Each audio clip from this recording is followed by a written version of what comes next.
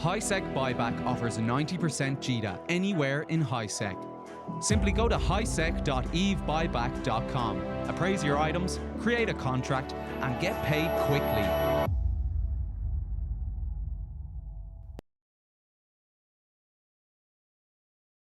Welcome to Talking Stations. Today is Tuesday the 24th. I'm Richman, your host. Domanark. Hello. Gergoran. Good evening. And Shen. Hello, hello. Today's show is full of violence and battle, but first we'll briefly cover today's patch. There have been sweeping changes to the new player experience and skill plans, so much so that we will be covering it on a later episode, and more than we'll cover here, a whole episode to it. Right now, it is active on the Singularity testing server. If you'd like to try it out, I encourage you to do it. Suetonia streamed it earlier today on his channel, and from when I watched it, everything so far seems legit. There's 3 whole blogs about it, so there will be the one about the improved new player experiences, aligned to gate new player experience and skill plans, and also updates to skill training. This should hopefully make it easier for new players to get into skills, getting to skill training, getting into the ships, and getting into the right setups they want. The skill training devlog is not directly related to the new player experience thing, but it's somewhat related, as we'll see in the align to gate, like the main devlog. I see. I saw that they changed certain names, like they changed the exploration setup to something like Treasure Hunter. I think this should hopefully allow newer players to overcome the difficulty of getting in and the whole skill training thing. And as the stream began, a keep start in Delve has gone down, one of many to come. And shall we move on to the violence has happened this week? On Sunday, Yodunked baited out RSA again. Now, if we turn back to about a month ago, they did this.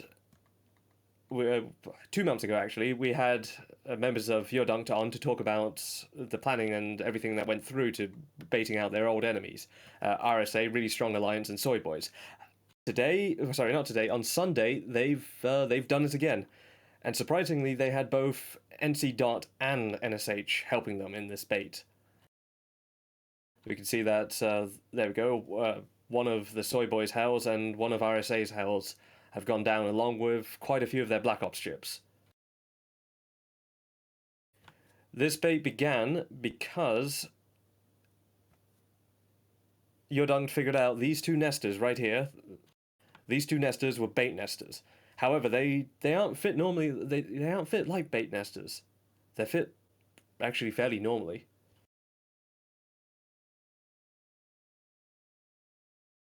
And these accounts, well, they're freshly injected. However, yeah, they've got a clean background, unlike the previous failed, counter bait. Gentlemen, have you done any baiting? Are you masters of it at all? Not with nesters, no. Not on any characters I'd like associated with my main. Well, I did get a comment out of members involved in organizing this counter bait drop against RSA, and they said, while it is, they mentioned, yes, NSH and NCDOT are working together, even after their recent split. However, in the command channels, Pittsburgh and Taylor were screeching at each other. Even though they were going to get on some free kills, no, they're still angry at each other. They are definitely not friends, even though they are on the same side of the kill mail here. Yeah, that's kind of what I would have expected. Taylor strikes me as a corporation that's willing to reach beyond the alliance to get content,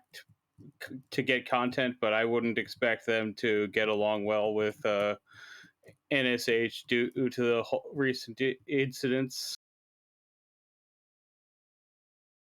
Yeah, So I think they're nano supers, right? Well, with the original sinners thing, I totally could see why that'd be a little bit of a sort of thing. So anyway, Yodunked figured out those 2 nesters were bait, and they slowly escalated it, and then RSA committed their supers, and they sprung the trap, and they brought in Volta, NSH, and NC all at the same time with an overwhelming amount of dreadnoughts, and destroyed them. With this in mind, What were the final numbers on the fight? the final numbers on the final numbers that we have 39 to 23. Though there are some, they tend to use various different alliances. Hidden Leaf Ninja Assassin Baltram's Alliance. Squad Esports is the new name for Baltram's Alliance. I'm not saying that again. Let's just call them Baltram's Alliance.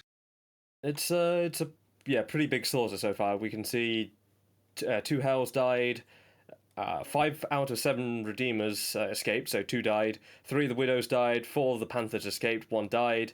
Both Bait Nesters are down, and the Enforcer also down. And in return, they lost an Apostle and a Sin. But aside from that, yeah, they fielded 10 Dreads, a Carrier, and a Super to deal with this. Oh, and 5 Oracles. And relatively same amounts of Black Ops. I believe is combat oracles. Oh yeah, combat? They're absolute combat oracles. They've got lots of heavy tackle, heavy neuting fit. They're definitely not your mining oracle. That guy is not a miner, as far as I know. Okay, my question is, after the fight, where do things stand? And how much does this affect the situation out there? To my knowledge, this will probably be everything that was lost here. 71 billion. Well, the Zkill prices for the supers are not accurate, but to my knowledge, this will probably constitute less than 3% of Ruski's wealth. So he'll liquidate a few things and he'll be back in business in no time. However, well, somebody might be looking to buy a new Hell right now. But even though your dunk had, it's just kind of funny how a big fight like this, it's seemingly important. Lots of people involved. Things die. Even though the results were what they were, it really doesn't affect anything. I mean, the fight that happened 2 months ago, where they lost 4 supers, that barely dented Ruski's net wealth. So, and all of these people in Soy Boys, these groups that I guess bait each other out and do these things in Nullsec, they are incredibly wealthy. They have the money to do this. And they have the money to keep up their operations, being, I guess, apex hunters, where they hunt other people. But if you fight in this type of situation, you don't ever commit yourself. If the enemy doesn't get committed, you don't have that killing blow going on. You're picking each other. If it doesn't matter, it's kind of weird. Well, their luck, I don't want to say ran out today, because Morglum, who organized this drop right here against Volta Renters in Declan, JUTAC OWQ, almost said O. This, unfortunately, didn't end well for Quila, which Morglum is rather upset. He told him he had one job. He scouted the raw calls, he set up the Sino, he organized everything. All you had to do was stay alive. And Aquila could not. And he lost his nicks, unfortunately. But in return, they managed to bring down 3 of Volta's raw calls with the help of NC forming a pretty sizable bomber fleet to assist. What you might find interesting... Not Volta, but Volta's Renters, right? There you said? Yeah, Volta did show up to kill Aquila's nicks once they had it tackled. Yeah, no, they absolutely did defend their Renters in this case. You can see that they formed, I'd say, just several dreads and a whole hack fleet to deal with him. He messed up. He didn't warp out in time. He got tackled, and Volta crushed him. But he did get 3 raw calls in exchange. And anytime those capitals die, that's really hard to replace right now. Fit itself is a nano fit. That's what we call as a nano super. Yeah, this is Nano Super. This is not designed Oh, for an pants down. extended engagement. This is made for a hit and run. This is for fighting people who do not intend on fighting back. You can see the capital hyperspatials for him to get there sooner. The inertial stabilizers to align faster. The stacked amount of damage mods. This is made to do a hit and run. This is not a fleet fighting fit. So this kind of super usually has like 3 million hit point, and that's a max. So it's paper tanked basically. What I will say is, you might find it interesting. AQLA will Control C this, and we'll look at the battle that they had before when Volta and Yodunct worked together. You see that they're on their side. These groups, these individuals, while they do work together, they are not friends. They are absolutely not friends. While they work together at occasions, at the turn of a hat, the next day, they will kill each other the moment they get the chance. Which groups exactly? Well, it's I'd say it's less groups but more individuals. But Aquila, who's in Yodunct, 2 months ago, he was fighting alongside Snuff and Volta to, kill 4 supers, and then 2 months later, his super is getting killed by them. Yeah. It's an interesting relationship, and I guess a playstyle of people who do this kind of thing. 1 minute you're fighting alongside them, the next minute you're at each other's throats. The, I guess, blue status or friendly status, working together status, never lasts. They need to find a donut. Oh no, these guys will never find a donut. And that's kind of always where it's been for these groups, or these little set groups, or it's kind of where their conflict goes, right? It's always relationships of opportunity for them, and once that opportunity and convenience is gone, toss it away into the wind. They only last until the fun is over. Once the fun stops, they stop. That sounds like a drug advert or a gambling anti-gambling advert. Once the fun stops, stop. Once the fun stops, the fighting stops. Well, that's funny, actually. On the topic of Snuff, Fraternity and Snuff are at it again, this time with the Initiative and Goon Swarm Federation there.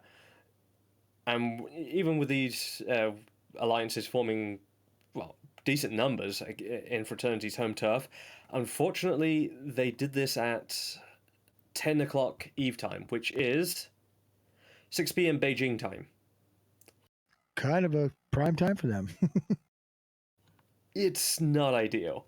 And Fraternity formed a massive 386. They, I think, single-handedly, Fraternity formed 367 themselves, and which is completely overwhelming compared to Goon Swarm, the Initiative, Snuffed Out, Dread Bomb, Niswa Cartel, and their vassal groups all together.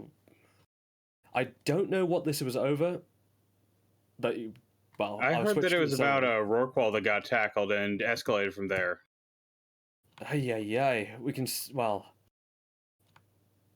can see there.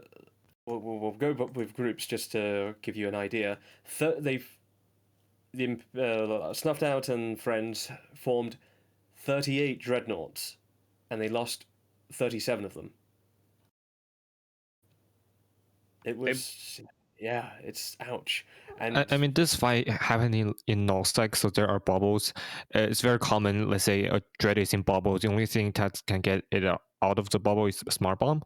So it's very common to see dreads being left behind, like in those kind of situations. They also don't have their implants in Nullsec.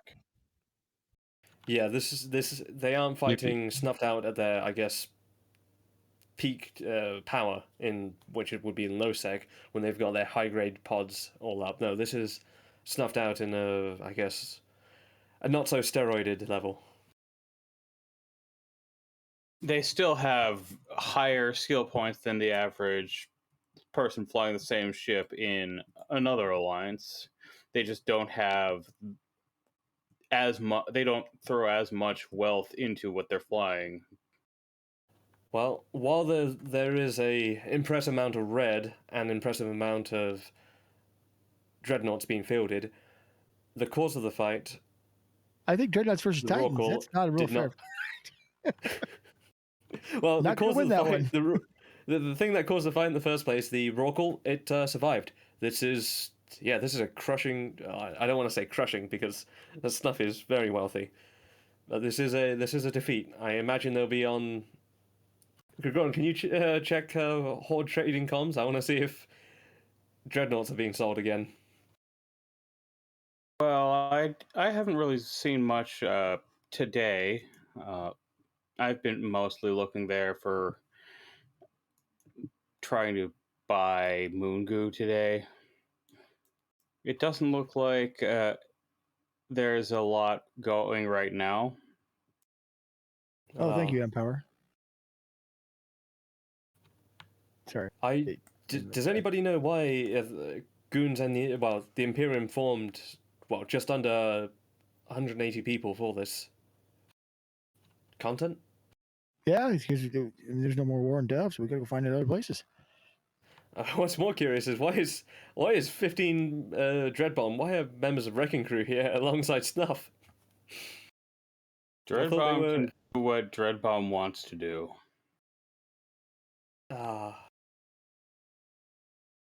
Well, this is a picture of the grid. Basing on the fact that all these things here are blue, tells me that whoever took this was probably in Winterco. It was quite a slaughter. And I guess for Snuffed Out and who've now lost this number of dreads, better luck next time. Yeah, I All think I'd say is I'm glad I wasn't there. I would have lost my dread. I wouldn't like that. Even an alliance as wealthy as Snuffed Out will have some trouble replacing this many dreadnoughts after so many fights like this. Quickly, anyway, right? I mean, they may have the ISK for it, but are there the ships and the materials to make them? That's the thing you have to think about. This is the second or third Dread Brawl they have had this month.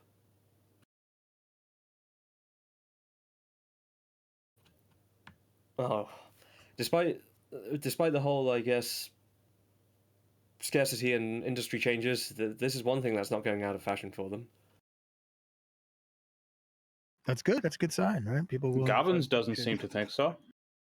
Oh, well, we'll talk about that another time, but, well, I'll just briefly show it, but I don't think we have enough time to talk about it.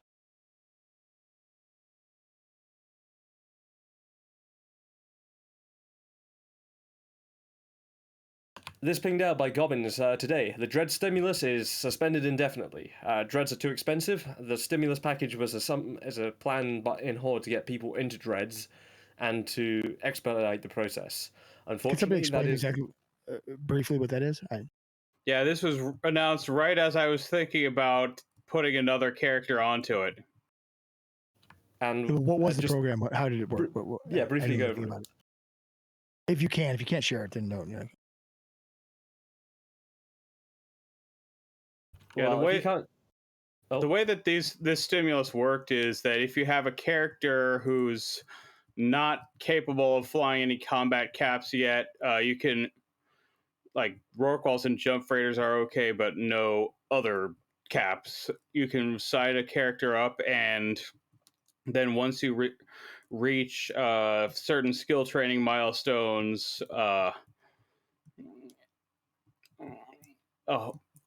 that you'll get ISK thrown at you, and once you train the whole thing, you get a hull. And Pandemic Horde has done this with, at various times, dreadnoughts, apostles, and I think carriers before I joined, but when I joined, it was an apostle stimulus.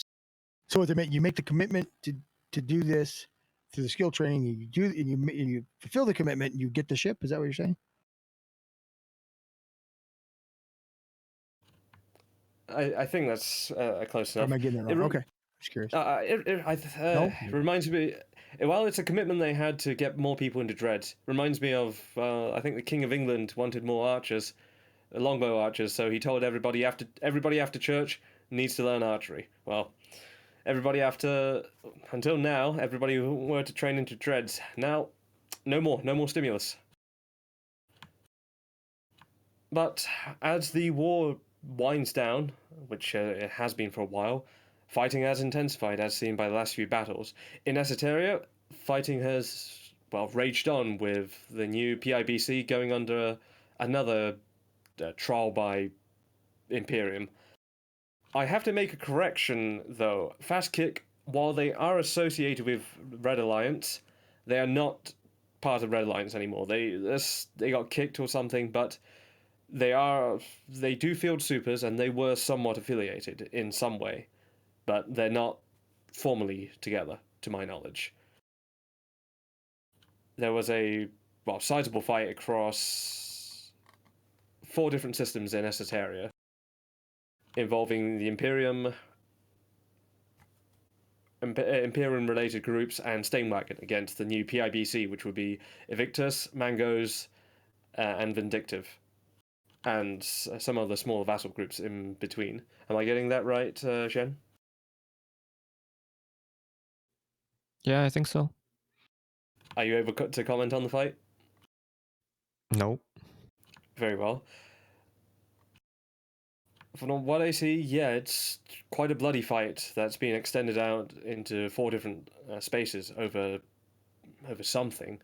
This is a sort of auspicious time for Mangos, in my opinion, because as the war is winding down, and they're establishing a new coalition and setting up their space. They have to deal with the new enemies they now have, now that they've made their own coalition. I don't know. They should be proud of themselves. They're growing territory. They're stronger. Hey, growing pains. In wormhole space, however, people are still ratting in dreads. It's a bit surprising for me, because most of the people I know are either still ratting in Leshaks, or if they're wealthy enough or had the right kind of friend to fund them, now ratting in Marauders. However, people in Rainbow Knights, which I think, to my knowledge, is a Laserhawks alt corp. That's an alt alliance with many... alliance. Yeah. People in Laserhawks put their crab alt corps in there. Well, they've lost 1, 2, 3, 4, 5 dreads to hull control. Surprisingly, this man's fielding a Zenitra, and he's fielding it alone. Well, alongside a Naglfire, but he's not fielding with a whole fleet. He's just going in there, bubbling them, and then just Zenitraing them to death, just drilling through them, ramping on them.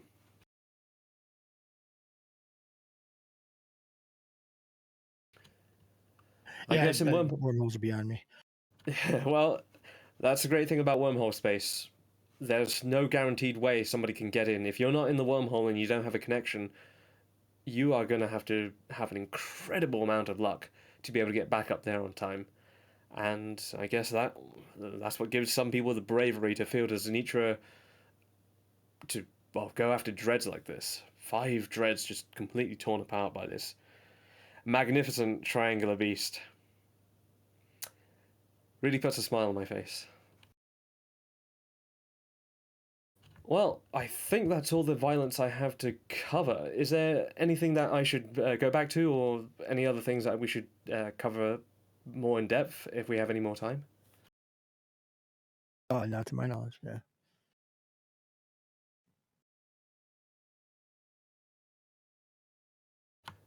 Oh, well, people are asking, what was this fight over? This fight was over, I guess somebody caught something. And the Zenitra is a somewhat recently released dreadnought, released somewhere, I think, within the last 16 months. End of 2019. End of 2019, okay. It's a dreadnought like any other. Year. It's a dreadnought like any other, but it has only one gun, and it's the same effect as the Triglavian guns, where it starts off dealing a very puny amount of damage, and then it escalates, and it starts belting out haymakers and punching a lot of damage. The more time it has to ramp up damage on a single target, the more it does.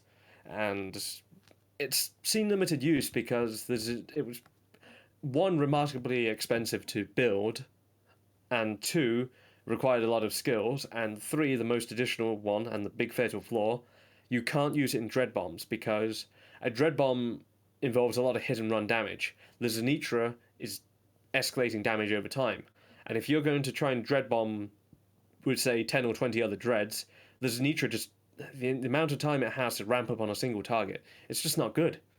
So so far the Zenitra hasn't been seen in common numbers. So the Nitra is the Triglavian Dreadout. So the thing with this Dreadout, or as far as CCP designed it so far, there's no capital gun and hardware guns on it. So there's one gun. So it's really powerful when it's facing subcapitals. So we have seen, let's say, paladins getting one-shotted and things like that. So imagine something like a cap gun damage applied well onto a subcapital, right? So it's really deadly in that sense. Another thing that I think that's really common with, let's say, just faction capitals that has besieged or triaged, like faction dreads or faction faxes. You don't see them on big battles like those, like dread bombs or stuff like that.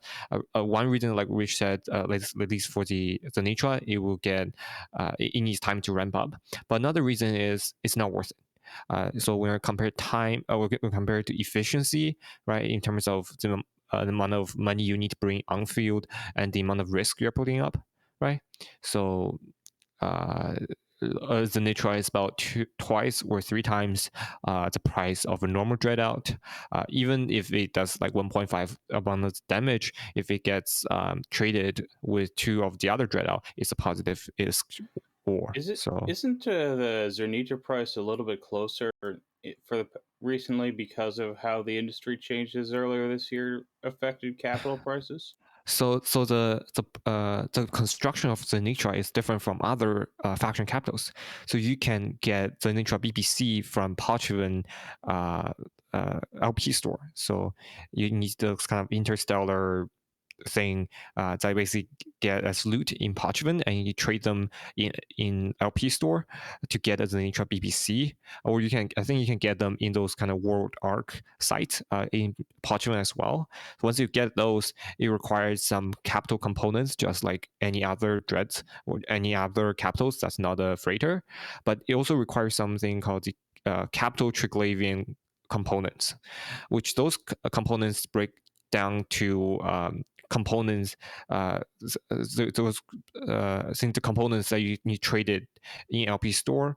Those they're part of that, and part of that will be some morphite, I think, and also some 0 point condensate, and the other one, which is called the isogen 10. So you need those materials to make, I think, several of these capital Triglavian components in order for you to build a Zenitra. So it is possible to build a Zenitra or multiple Zenitras on a streamline. So that's one advantage why the price compared to other faction battles, faction dreadouts, would be much cheaper for the Zenitra than the others.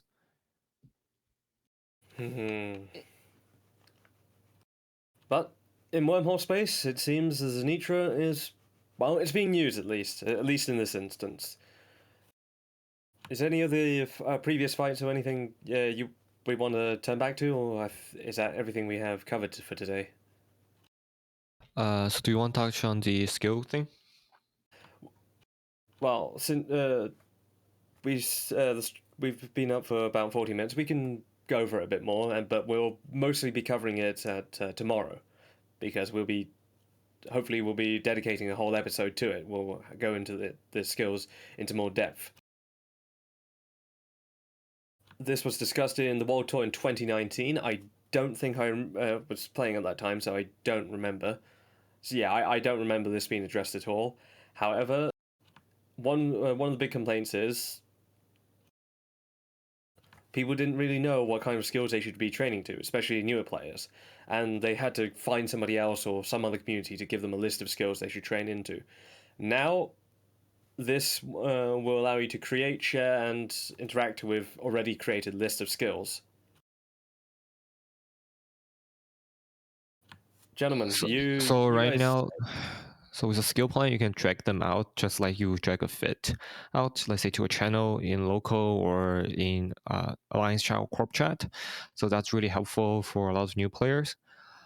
So that's one use of the skill plan. Another one is you can link a skill plan with a fit. So let's say I have this Munin fit, right? So this Munin fit is not only you can fly the Munin, that's not enough, right? People usually require, let's say, hack 5, hack 4, hack 5, right? And then I think specialization to 4 or 3 or 4, and then other skills that's related to a doctrine ship, right? So a lot of times you see it's not only you can fly the ship, but you need to fly it well. So I think that will be part of the use when it comes to the skill plan sticking to the fitting. When it comes to flying a ship, though, there are 3 things you need, right? You need to have the skill points, the skills actually to them. You need to have them to the right level, and then there's also the ability to fly it. Just because you can fly something doesn't mean you should, right? You can you can skill inject yourself into any ship. That doesn't mean you know how to fly it, right? So maybe these skill training things, these plans will help people see that, because I don't know. I'm reserving judgment on this plan thing. It looks like it might be cool, but it also looks like it might just be fluff. With no real benefit. I don't know yet. I haven't played it, I haven't seen it. Just reading it up, it looks like maybe it may end up being just fluff. There's no real benefit from it. It's just kind of fun and neat thing to do. I may be wrong, but that's kind of where I'm leaning toward right now. Yeah, so I can think about 2 things that'll be related to this to this way of linking fits with skill points. One is it's easier for corporations and alliances to give out doctrineships or doctrineship plans, right? So now you can not only just fly the ship, but you need to have certain skills to a certain level in order to be with the fleet.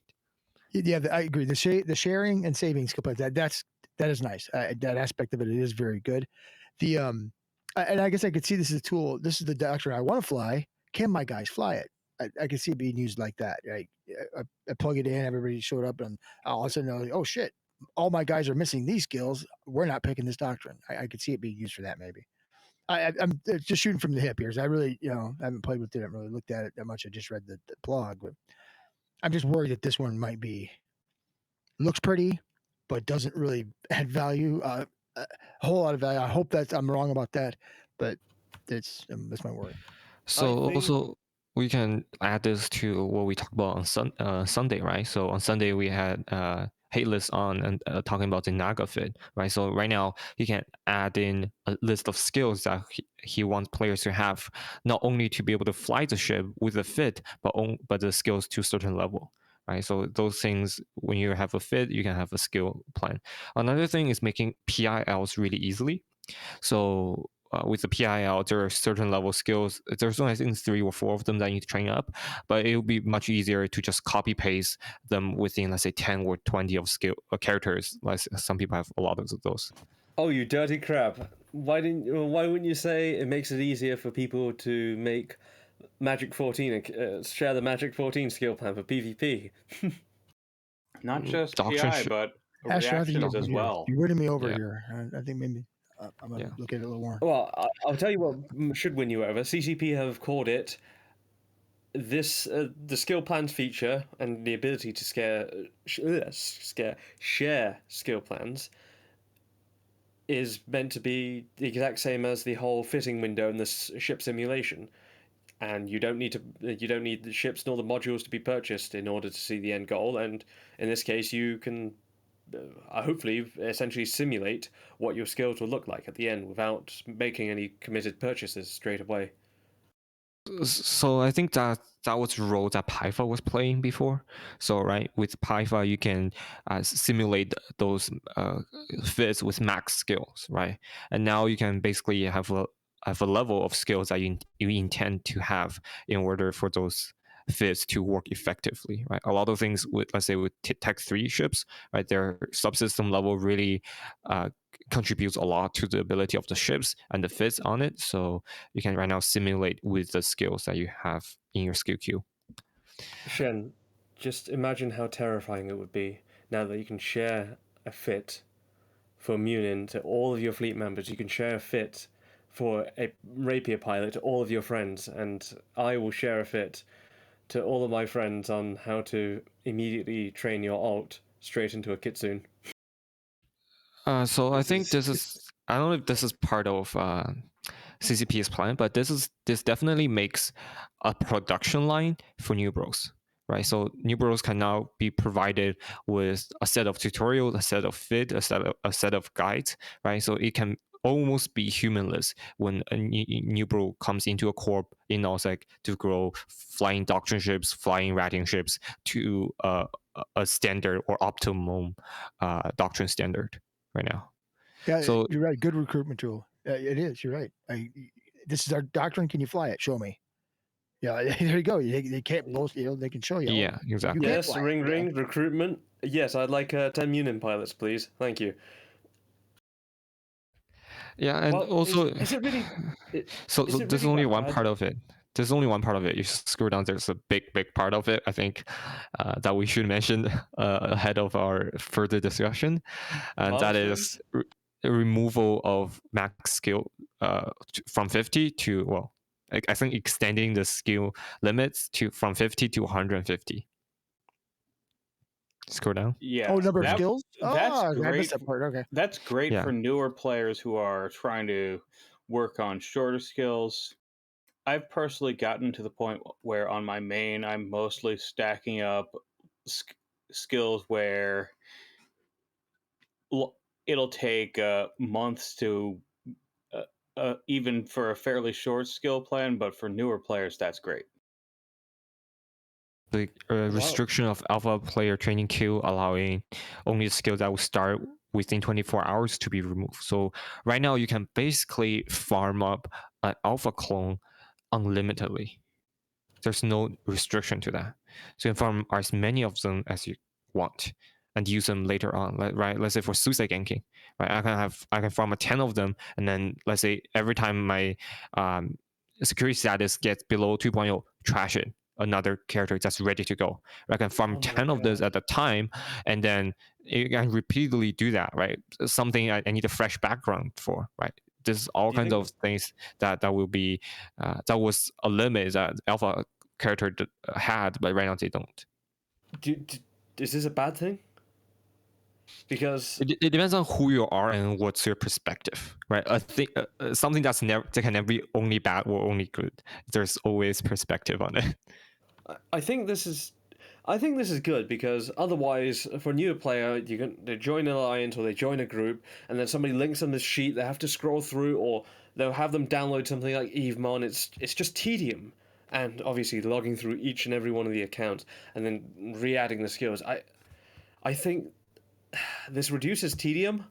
I fear this may have consequences, but I feel that the benefits of this outweigh it.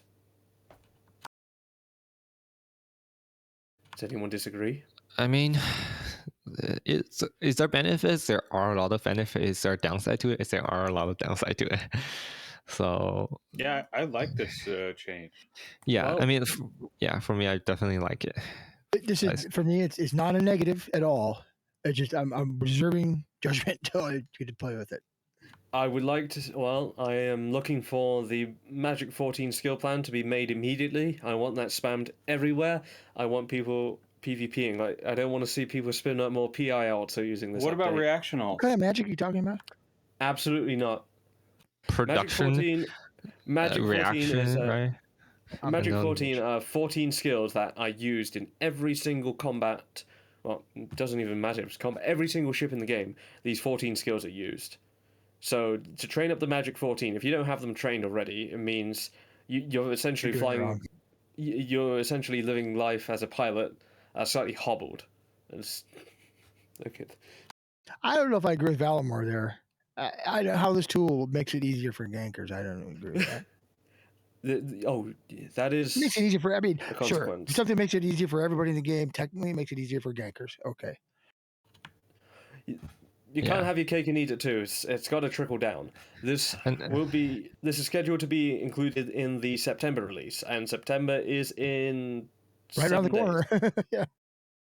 don't mention this school. I think it's the Magic starting back. 144. That makes more sense. Yeah. Yeah, and also we have to look at this from a new player perspective. I think we're going to go a lot more in detail tomorrow, right? So with the new player experience, this is also part of that, right? So teaching a new player and telling them what's good and what's a setup path for you that will save a lot of trouble, right? That will save you a lot of trouble.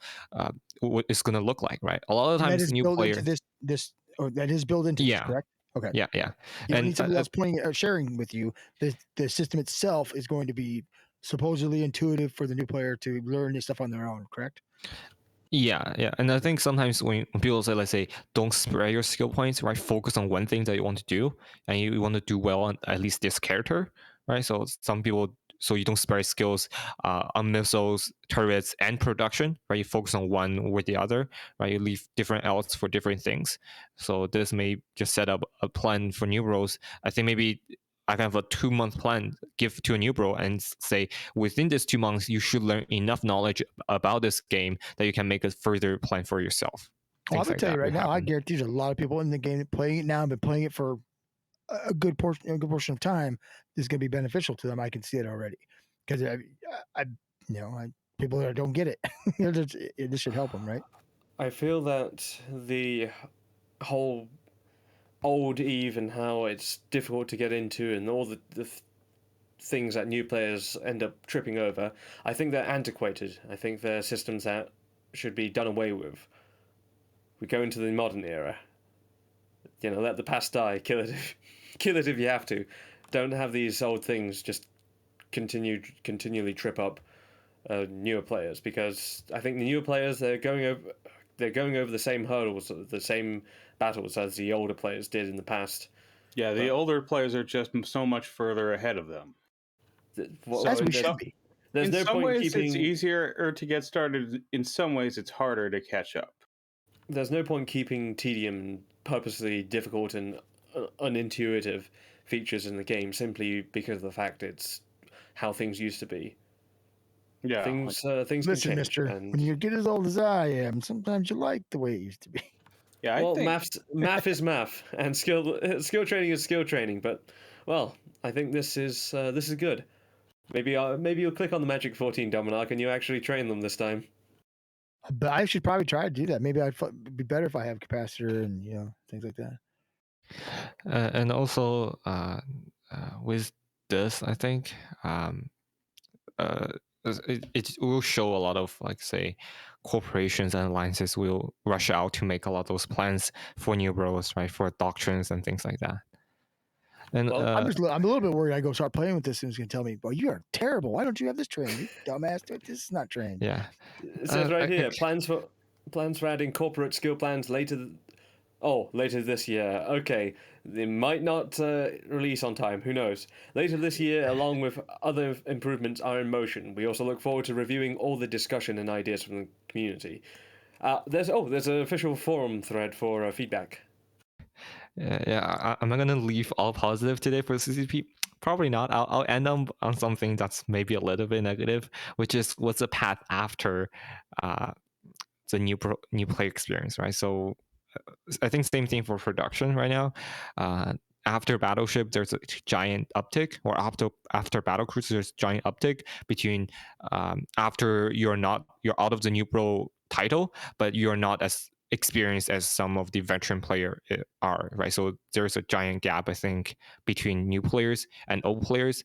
That I think CP is going to try to do something that we need to do something, I think, to make those playing smoother than what they are right now.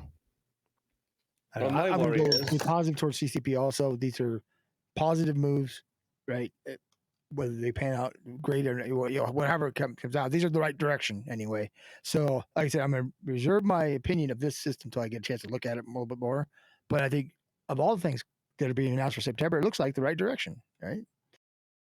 Gergoran? Maybe it won't be, but it looks like it is. Yeah, I like these changes. Well, you know what? I'm going to be the devil's advocate. I'm a little I'm bit waiting for worried fucking that walking stations. Damn it. I'm a little bit worried that there's going to be some new players who are going to go into an alliance and they're going to be born for one purpose. That somebody's going to get a pair of scissors and just chop any creative thoughts they have in their head and just say, hey, look, this is the plan. This is your future.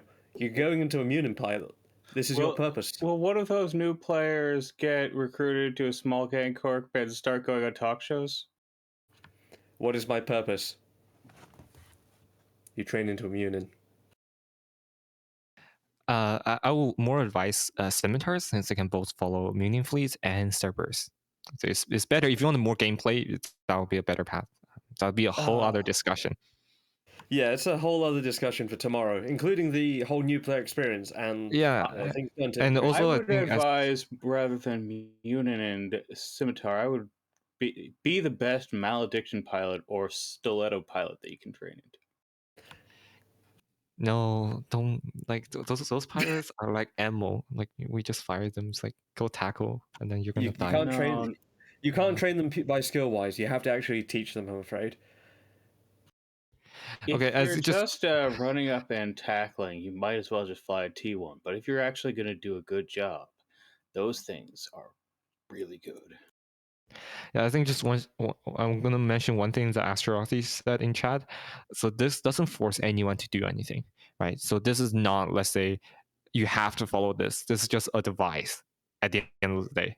So I don't think it's gonna force anyone out of any of their creativity. Just adding A tool to be another more creative, method, right? yeah, a tool for old players to transfer their knowledge or to teach their knowledge to old players, to new players. I don't know. You get an easily impressionable new player, and you shove a book in front of them and say, "This is your future." I mean, there's only a few. Some people will doubt it, and some people will accept it. But if they're new and easily impressionable, you can definitely just throw them a skill plan, and they'll follow it to the T. I mean, this is the easy way, right? Some people learn by. So Yeah, I'm gonna see ya. see you guys. Have a good night. Thanks for having me on. I'll be Yeah. back later. Yeah, I think some people learn it in a simple way. Some people learn it in a hard way, right? Some people learn it by experience. Some learn it by advice. So it's different from different people. Right. I believe that's all we'll be covering for today. We'll be covering the new player experience changes most likely tomorrow, and we'll look into depth on that, and we'll talk about certain topics that we just briefly went over today, like the Gobbins Dreadnought stimulus cancellation. But we'll be covering all that tomorrow. That's all for today. I'm Richman, your host. The person who just left was Domanark, and we had Gergoran and Shen to help me breathe and think as co-hosts, and Artemis as engineering. But until then, we'll catch you again tomorrow with more Talking Stations.